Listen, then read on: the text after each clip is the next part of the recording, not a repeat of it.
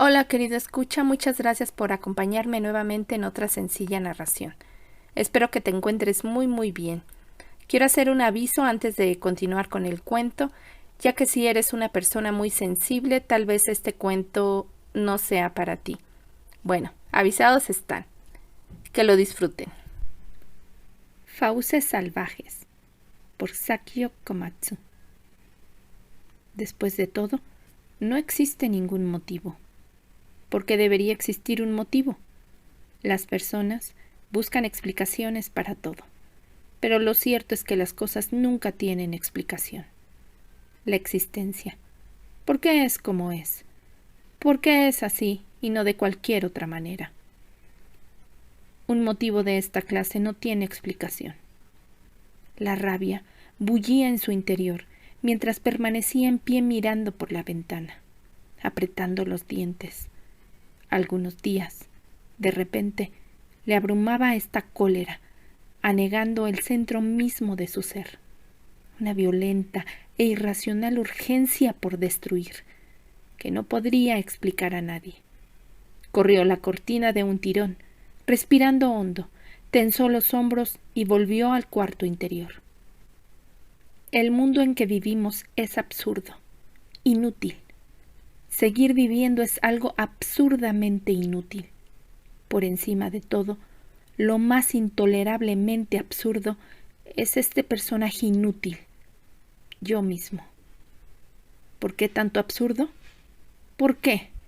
Ahí está otra vez. Absurdo, inútil, simplemente porque es inútil y absurdo. Todo, prosperidad, ciencia, amor, sexo, subsistencia, gente sofisticada, la naturaleza, la tierra, el universo, todo asquerosamente sucio, frustrantemente estúpido. Por tanto, no, mejor de todas formas, voy a hacerlo realmente. Lo haré. Mientras se masajeaba un calambre en el hombro, gritó en silencio: realmente quiero hacerlo. Obviamente, aquello sería una estupidez como cualquier otra. En verdad, de entre todo el surtido de estupideces, quizá la más estúpida de todas, pero al menos había cierta osadía en ello, un regusto a audacia. Quizá era el resultado de un toque de locura en el centro de un esquema meticulosamente detallado. Puede, pero al menos nadie en su sano juicio ha intentado lo que voy a hacer ahora. ¿Destruir el mundo? ¿Cuántas decenas de miles de personas a través de la historia han acariciado esa fantasía? Pero esto no sería algo tan banal, en absoluto. Algo tan absurdo nunca podría aplacar su rabia. Las llamas de mi interior se avivan con una desesperación verdaderamente noble. Al entrar en la habitación interior, cerró la puerta con llave y encendió la luz. Ahora. El pensamiento iluminó su mirada. Ahora empieza. Una tenue luz iluminaba la habitación. En una esquina había una estufa y un horno eléctricos, un quemador de gas, un cortafiambres, sartenes pequeñas y grandes, un surtido de cuchillos de cocina y una alacena con todo tipo de salsas, condimentos y verduras. A su lado estaba una mesa de operaciones automatizada, programada y equipada por completo para realizar cualquier tipo de cirugía que pudiera ejercerse sobre un cuerpo humano, incluso como las que se llevan a cabo en los hospitales más avanzados, sin importar su complejidad o dificultad. Y junto a todo esto, un suministro de miembros prostéticos, brazos, piernas y toda una variedad asequible de órganos artificiales ultramodernos. Todo estaba dispuesto. Le había costado un mes entero preparar los planes en detalle, y otro mes más conseguir e instalar el equipo necesario. Bien, comencemos. Se quitó los pantalones, se subió a la mesa de operaciones, se colocó los electrodos de monitorización en diferentes puntos de su cuerpo y encendió la grabadora de vídeo. Empieza. Con gesto dramático, recogió la jeringuilla que descansaba junto a la mesa de operaciones. Comprobó el tensiómetro, ajustó el nivel. Un poco alto, ya que era la primera inyección. Y se inyectó la anestesia local en el muslo derecho. Todas las sensaciones de la pierna habían desaparecido en apenas 5 minutos. Encendió la máquina de operaciones automatizada. Zumbido y chirrido de maquinaria. Indicadores lumínicos parpadeando intermitentemente.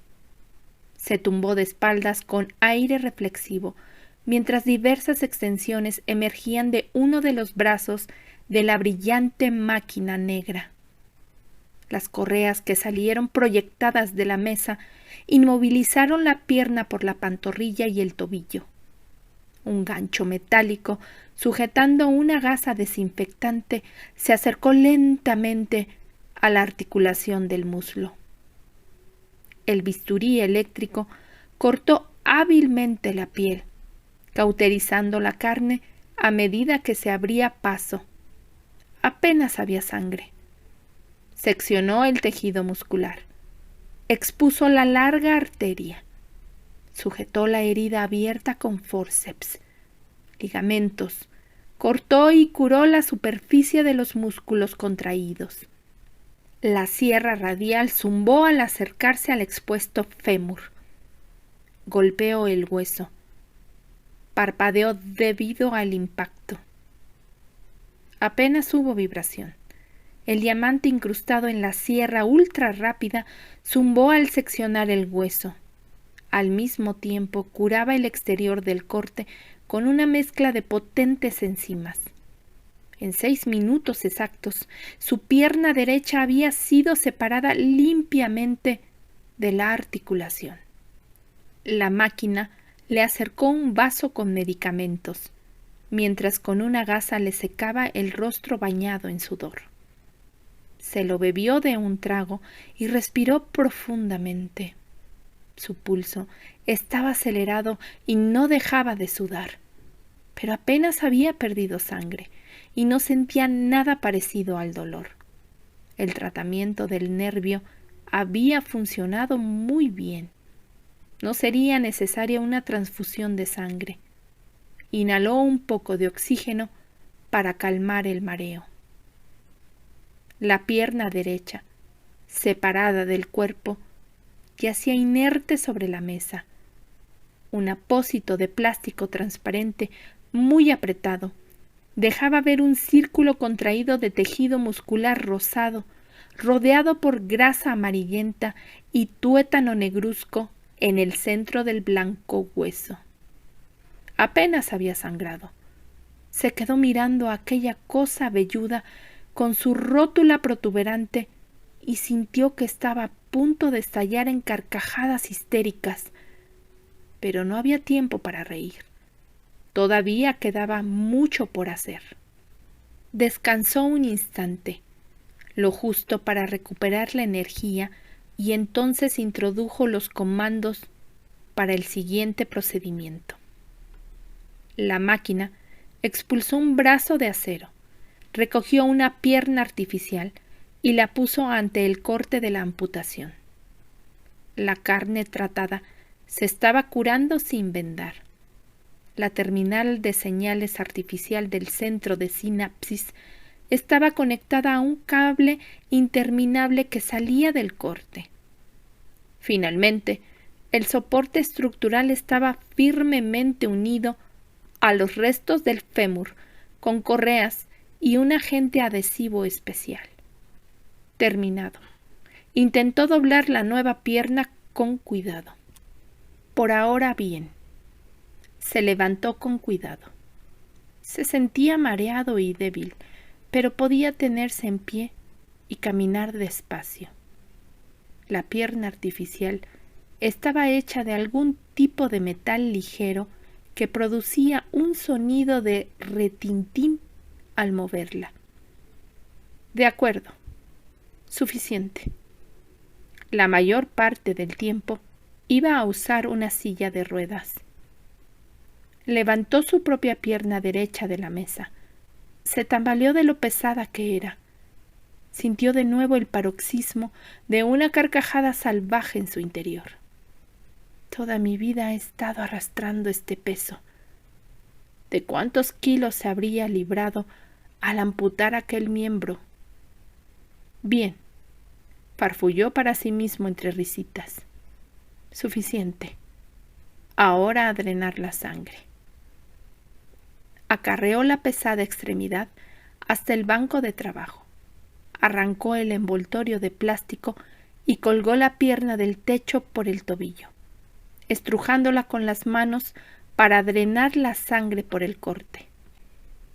Después, al lavarla en el fregadero y ver los pelos apelmazados por el agua, le pareció la pierna de una rana gigante más que de cualquier otro animal. Miró la planta del pie, asomando grotesca por encima del borde de la pileta de acero inoxidable. Mi pierna, rótula protuberante, el empeine del pie demasiado alto, talones infestados de pie de atleta. Esa es mi pierna.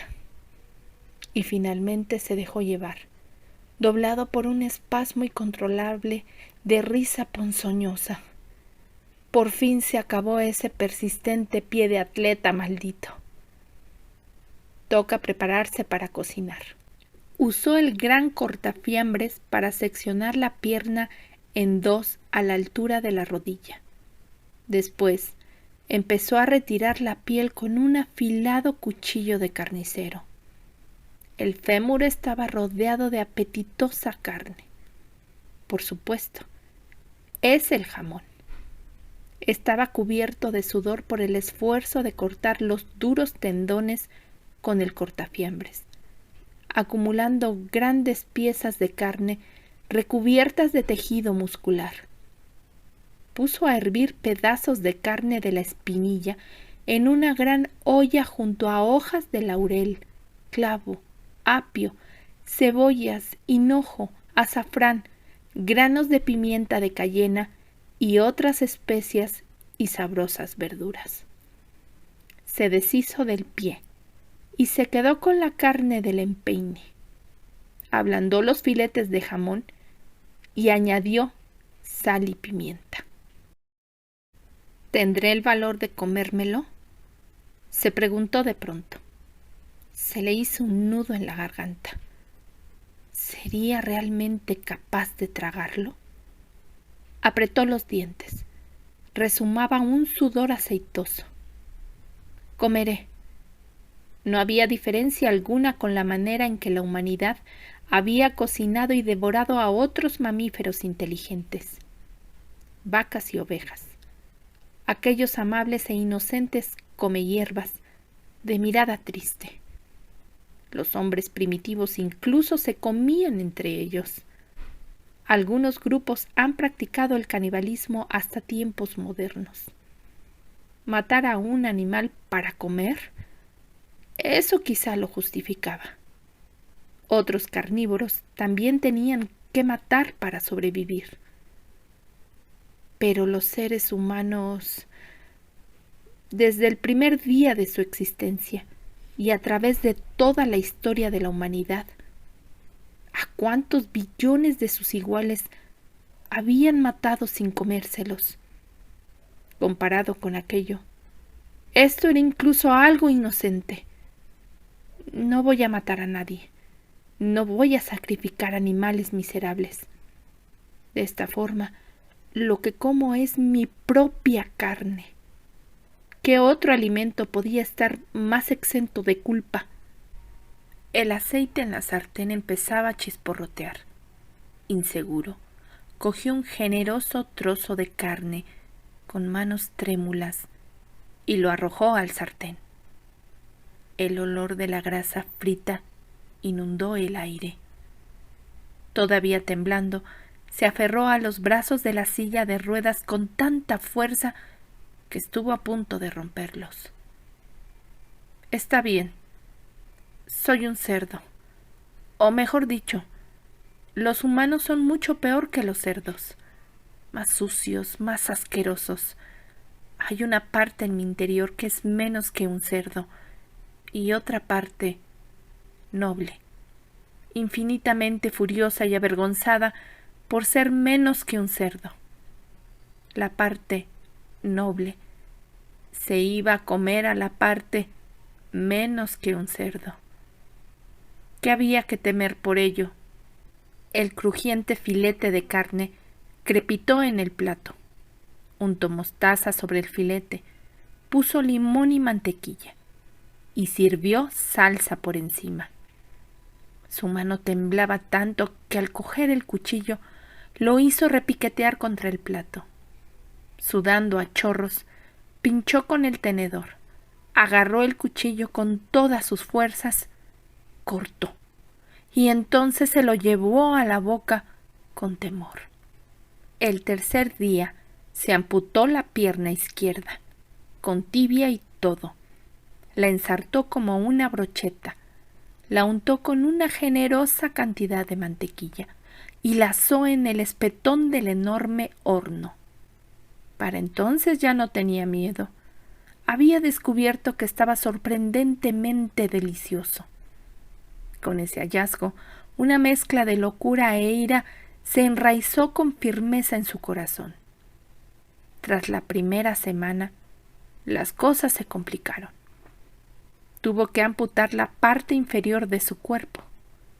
En el lavabo de la silla de ruedas pudo experimentar el placer de defecar por última vez en su vida. Se reía a carcajadas mientras evacuaba. «Mira este desastre. Estoy excretando mi propio ser, embutido en mis propios intestinos y transformado en mierda». Quizá este fuera su último intento de autocontención, o quizá el máximo de autoglorificación. El gluteus maximus fue lo más delicioso de todo.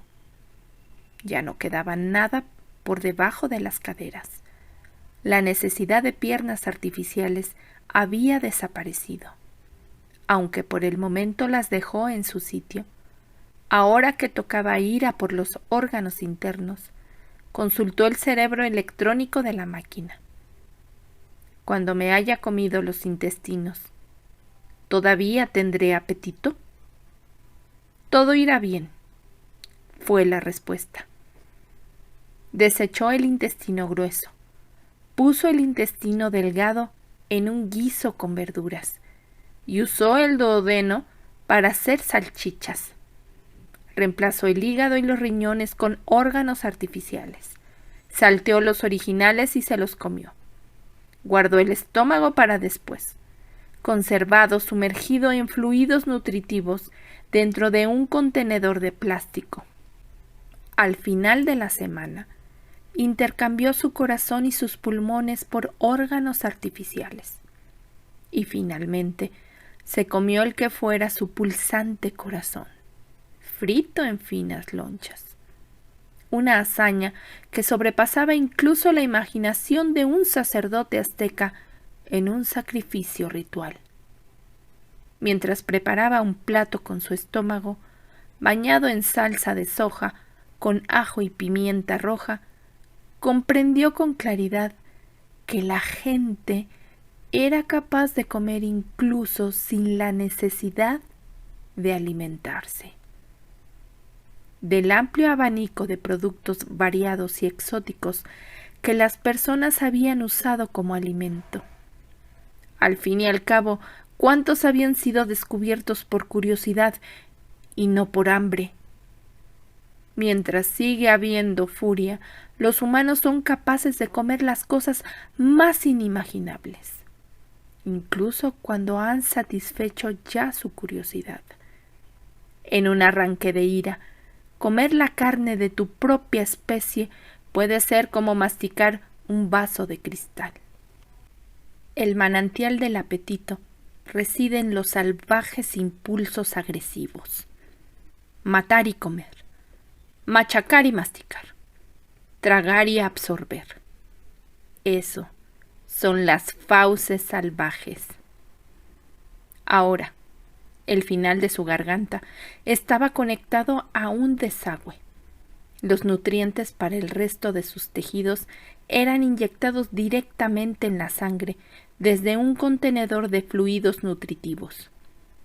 Las funciones endocrinas se mantenían con la ayuda de órganos artificiales.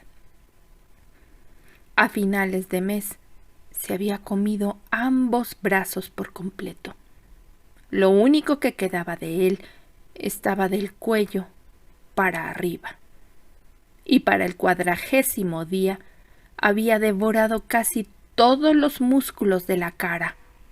Tan solo quedaban los labios para poder masticar con la ayuda de unos muelles adheridos. Solo quedaba un globo ocular. El otro había sido chupado y masticado. Lo que quedaba allí, sentado en un mecanismo laberíntico de tuberías y conductos, era una calavera viviente. En esa calavera, solo la boca y el cerebro sobrevivían. No. Incluso ahora, un brazo de la máquina despellejaba el cuero cabelludo y acercaba a una sierra la parte superior del cráneo, separándola limpiamente. Esparció sal, pimienta y limón en el trémulo cerebro expuesto y se preparó para coger una buena cucharada. Mis sesos, pensó el cerebro que era él. ¿Cómo puedo saborear algo así? ¿Puede un hombre vivir para probar su propia gelatina cerebral? La cuchara se introdujo en la masa grisácea. No hubo dolor. No existen sensaciones en el córtex cerebral. Pero cuando el brazo alzó aquella cucharada de blanda y pálida pasta, la llevó a la boca del cráneo, y ésta sorbió para tragar. El sabor ya no era algo reconocible. Homicidio, dijo el inspector a los periodistas que se habían hacinado en la entrada al salir de la habitación. Incluso peor, un crimen sin precedentes, brutal y degenerado. El criminal es probablemente un psicópata experto en medicina. Parece que hubieran intentado llevar a cabo algún tipo de experimento macabro. El cuerpo ha sido desmembrado y sustituido por todo tipo de órganos artificiales. El inspector terminó con la prensa, se pasó un pañuelo por la cara y volvió a la habitación. Un detective regresó del incinerador y le interrogó con la mirada. «Las cintas ya están quemadas», dijo. «Pero, ¿por qué dices que es un asesinato?» «Por el bien de la paz y el orden», respondió el inspector respirando hondo. «Clasifícalo como asesinato. Lleva a cabo una investigación oficial y deja el caso envuelto en el misterio. Este caso y todos los hechos que le conciernen contradicen cualquier cordura. No puedes dejar que los ciudadanos decentes atisben los pozos de locura y autodestrucción que se esconden en la profundidad de la mente de ciertas personas. Si hiciéramos tal cosa, si por un descuido permitiéramos al público echar un vistazo a la bestia salvaje que acecha dentro, bueno, puedes estar seguro de que alguien intentaría imitar el ejemplo de este tío. No hay manera de saber de qué pueden ser capaces las personas de este tipo. Si el gran público descubriera repentinamente algo así, la gente empezaría a desconfiar de su propio comportamiento. Comenzaría a mirar de cerca y a atisbar la oscuridad en el interior de sus propias almas. Se verían totalmente abrumados, completamente fuera de control. Mira, Lo que está en la raíz de la existencia humana es la locura, la ciega compulsión de agresividad que yace en el corazón de todos los animales.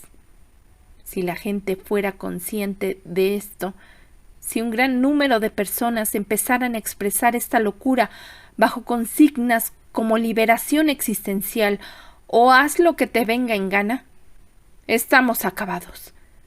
Es el fin de la civilización humana. Daría igual qué fuerza de la ley o el orden tratara de dominar la situación. Todo acabaría fuera de control. La gente se despedazaría a sí misma, asesinándose unos a otros, destruyendo y destrozando. Los síntomas están empezando a aparecer. Este suicida tragando dinamita con un detonador. El otro se echa gasolina encima y se prende fuego. Otro jodiendo en medio de la ciudad a plena luz del día. Cuando no queda otra cosa razonable que atacar, el animal enjaulado empieza a destruir su propia cordura. ¡Ah! El joven detective gritó y se alejó del cráneo en descomposición. Había intentado quitarle la apestosa cuchara encajada entre los labios cuando la calavera hundió los dientes en su dedo, arrancándole de un mordisco un pedazo de carne de la punta. «Ten cuidado», dijo el inspector con cansancio. El fundamento de toda vida animal son unas enormes y hambrientas fauces salvajes. El cráneo, con el cerebro al descubierto, su único ojo empezando a deslizarse y fuertes muelles sustituyendo sus músculos desaparecidos, estaba ahora masticando y triturando despacio el trozo de carne entre su hinchada lengua y sus duros dientes.